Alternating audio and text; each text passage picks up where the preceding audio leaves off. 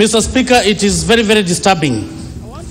I want to quote, Mr. Speaker, what Martin Luther King Jr. said, that the ultimate measure of leadership, Mr. Speaker, is not where one stands in terms of comfort, Mr. Speaker, but where one stands in terms of controversy and challenge like now, Mr. Speaker.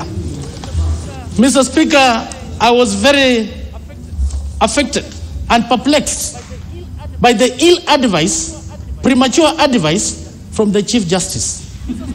Mr. Speaker, why do I say so? We are aware, Mr. Speaker, on this matter of truth and gender. 2017, there was an order that was given by Justice Motivo, Mr. Speaker. And the Chief Justice knows in 2 weeks' time, there is going to be a hearing to determine whether that order is applicable was applicable in the 11th Parliament or in this 12th Parliament. What was the hurry for? That's why, Mr. Speaker, I'm saying it was a challenge. Is it because he's about to retire in 3 months' time, Mr. Speaker? Is it because he wants to go down in Parliament? He wants to go down with BBI, Mr. Speaker.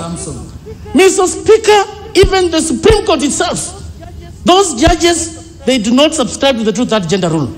And you know that, Mr. Speaker. In the cabinet itself, there's no truth and gender rule, Mr. Speaker. This Parliament has worked extra hard, Mr. Speaker, to achieve this.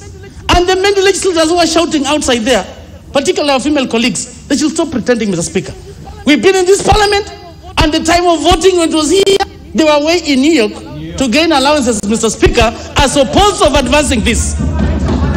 It is really shameful, Mr. Speaker, for those of you, if you push me, I'll mention your names. Because the two-thirds was not achieved because of their selfish interests.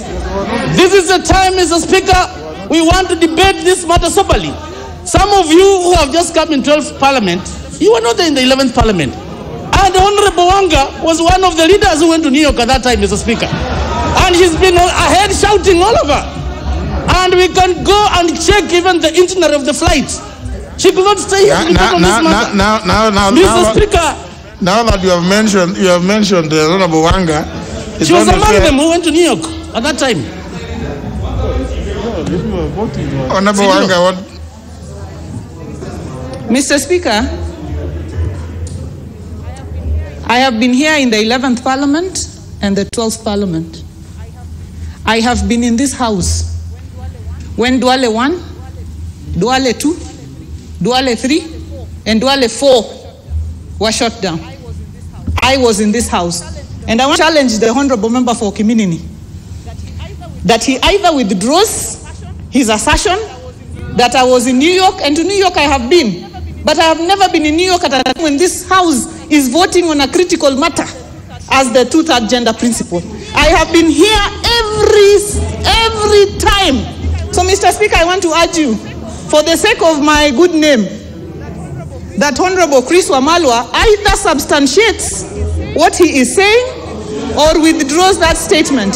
Mr. Speaker, this matter is a matter for all of us. Mr. Speaker, it is for all of us to resolve it together. Mr. Speaker, we will not get to the bottom of it by attacking each other and bad-mouthing each other and trying to put each other down. We will only resolve this matter with the unity of purpose that the Honorable Adam Duale mentioned. So, Mr. Speaker, I would urge you to ask members, even as we debate, to try not to drag each other down, because it is not by pulling each other down that we will find a solution to this very important matter. We have our views on it.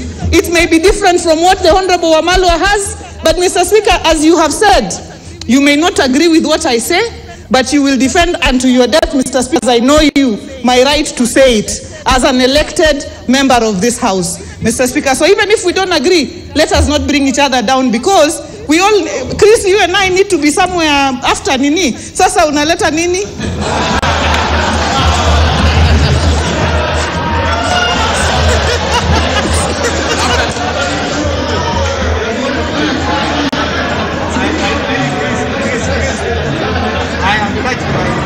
Thank you, Mr. Speaker.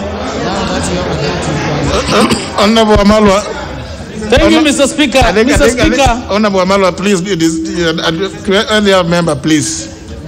It is let's not try to spoil the names of one another. Thank you, Mr. Speaker. Mr. Speaker, this is a House of Records. And if you allow me, I can go to the Hansard, Mr. Speaker, and prove Honorable Wanga wrong. Because I was here and I support the two-third gender, Mr. Speaker. And that's why I was so keen. So you cannot go in the media, Mr. Speaker, shouting this.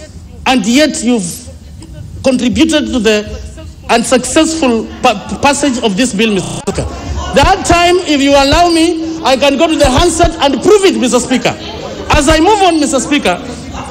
No, Honorable Wamalwa, it is not personal. Mr. Speaker, as we move forward, Mr. Speaker, as we've said, this is about unity for purpose, Mr. Speaker. I cannot withdraw. I'll go to the Hansard and substantiate, Mr. Speaker. You know, Honorable Wamalwa, if you insist on that record, then you'll have to, Mr. Speaker, under our standing orders, go down. Yeah, you are responsible for the accuracy of what you say. Yes. Yeah. So if you have that answer, please just table it. Mr. Speaker, if you allow me, within our standing orders is allowed, I can substantiate by going to check our standing orders, particularly at that particular time when that matter was live on the floor of the House. I can substantiate that, Mr. Speaker. You give me time. Okay, we'll discuss when we come to that time. Please allow me to go look at the Hansard. Honorable Wamalwa, do you have that record? Do you have that record? The Hansard is there, Mr. Speaker. Please. If you allow me, I'll go to the Hansard. I don't have the Hansard at the moment as I speak. So you stand by your statement? Yes, Mr. Speaker. And now you would have to stop there. Yeah. And you've been challenged. Because you've been challenged, we will give you the time to go and look for that Hansard. And if you don't, other consequences will follow. Yeah?